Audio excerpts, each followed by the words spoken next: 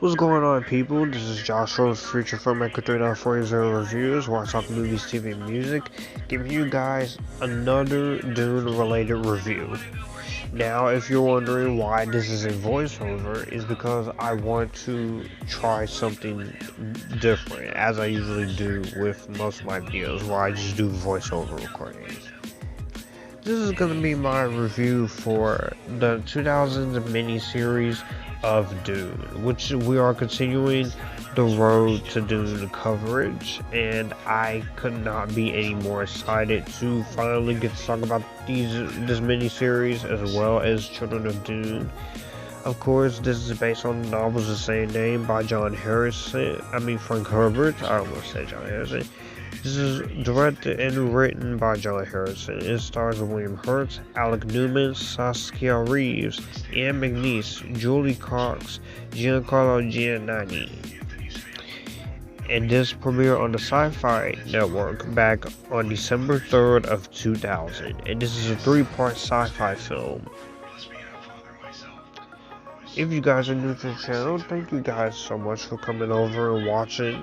If you guys like what you see here, be sure to like this video, comment down below what you think of this mini-series. Are you excited for the new Dune?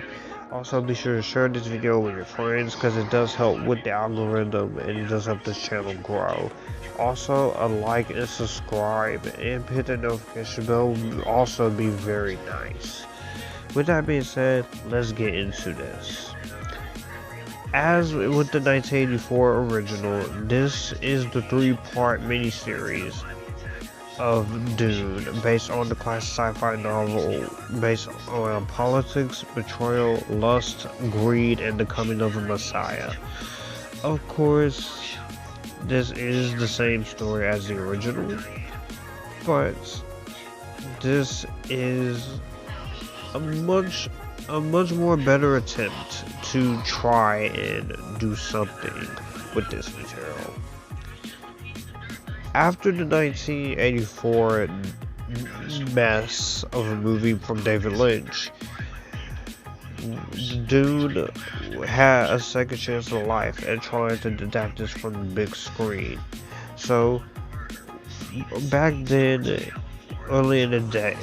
day, of course, Richard P. Rubinstein, the executive producer, acquired the rights to the original 6 Dune novels and envisioned the complex material in the miniseries format, as was done with The Stand and The Langoliers. And so, this had to be at least a faithful interpretation somewhat, in which any changes he made served to suggest what Herbert had explained, subtlety or not at all. So, let's get into this and see if it's any better than the original.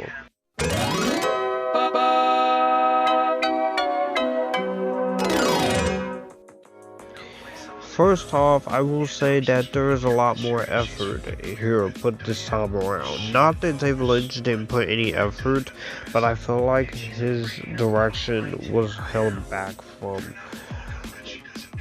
him, especially when you get into the whole studio interference process of the 1984 film. Also, I can easily say the direction by John Harrison is actually much more competent. It is a better adaptation in terms of what it's trying to do. It doesn't reach the massive heights as it could have back in the day due to the desire to be as close to the book as possible.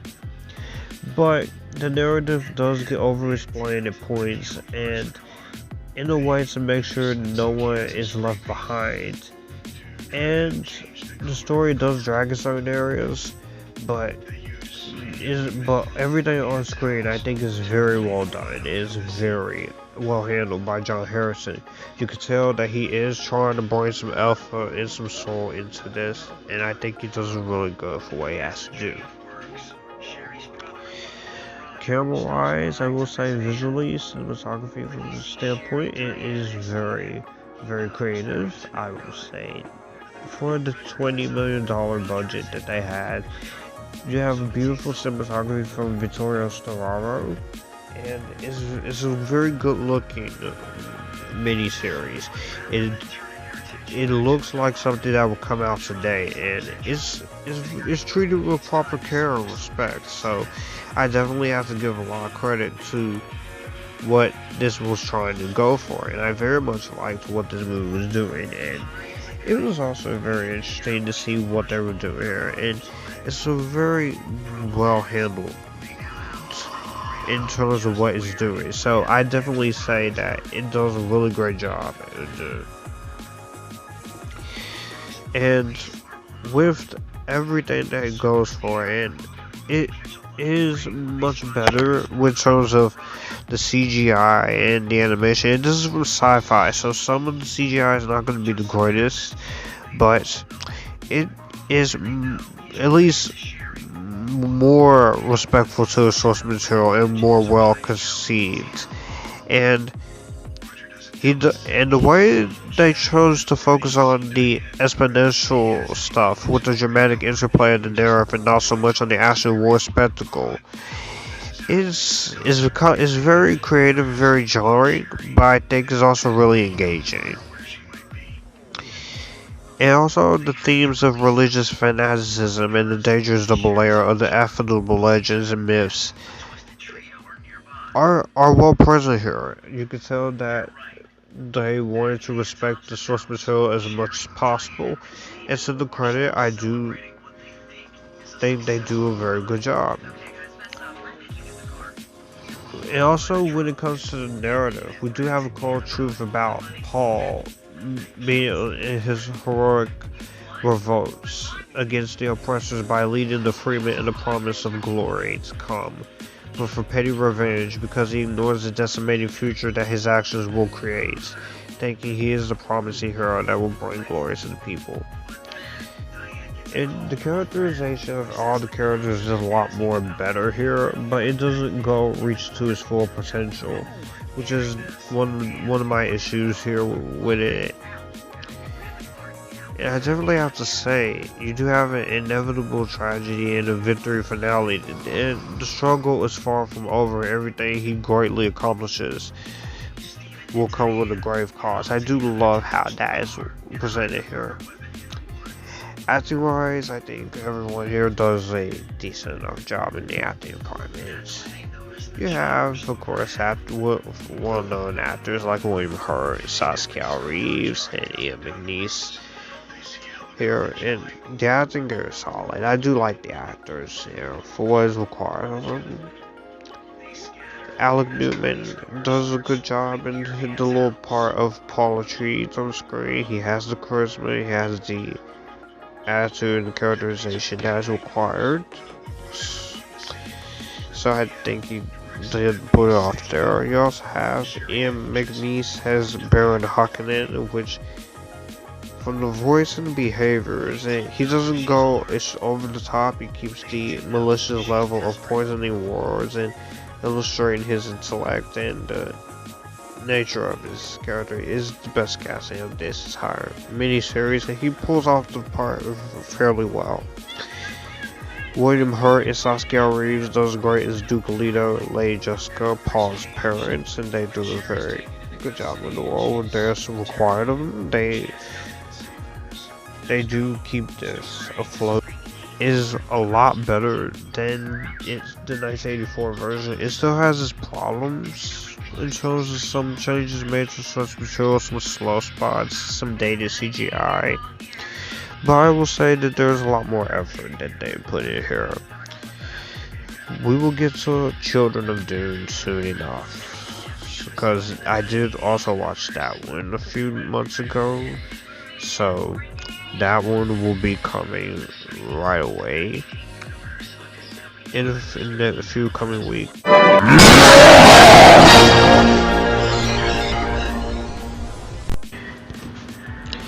Sadly, this miniseries does come with its issues. For one, I will say that some of the dialogue here and some of the way the script is written, some of the performances here are not the strongest. This is, of course, a sci-fi miniseries, so it's not really their fault. I just feel like that the script does get lost into some cringy dialogue and some overly heavy exposition, which isn't a problem, which I don't have a problem with it with this new movie, but there is some crazy exposition here that is just kind of boring for the most part, and it did take me out of it. I can also say that since this is the 2000s era and this was a Syfy Channel original miniseries, that some of the effects in here, while most of them are good, there are some examples of some bad, and I mean very bad 2000 CGI. I know this is 2000, so you're not gonna have everything picture perfect, and this is a $20 million budget. But I don't know, it's just some of the effects in here are just pretty shitty. But isn't the visual effects team, I will give credit to where the credit is due, and miniature team, they did try their best, so as long as you do your best, you can, even with a few missteps in the effects or something, you can easily always try. And I will say this last issue I did have with this miniseries, that there are far too many moments where it slows down a little bit. Like, what in some of the editing, like, 1 minute I would be all into it, be like, yes, this is awesome, this is amazing, but there are other times where it just got very obnoxious when it got slow.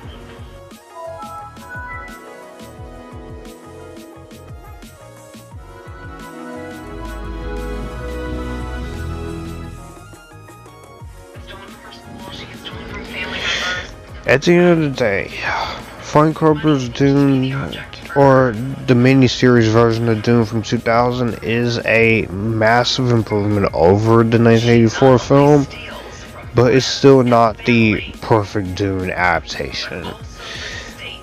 I am betting that the Denis Villeneuve, from everything I've heard, which I will do a video later on this week about some of the early reactions and explain how I feel about them, and we will, because many of them are calling the new film a masterpiece, and I'm hoping that is true. But at the end of the day, while this does have its issues in terms of some obnoxious editing, some cringy dialogue, overuse of exposition, which good exposition, but a little bit overused, and it does suffer from a bit of the same issues as the first interpretation of Dune, I will say that for what they need to get right, they got right. With the acting, I care about the characters, I care about the direction, I care about the story, and this is a version I will probably watch again. It's also free on YouTube, so definitely check it out on YouTube if you haven't, especially if you are a big Dune fan and you're trying to get ready for Denis Villeneuve's interpretation, the first of his planned trilogy, hopefully trilogy. Also, I'm very impressed, and I will definitely watch this again.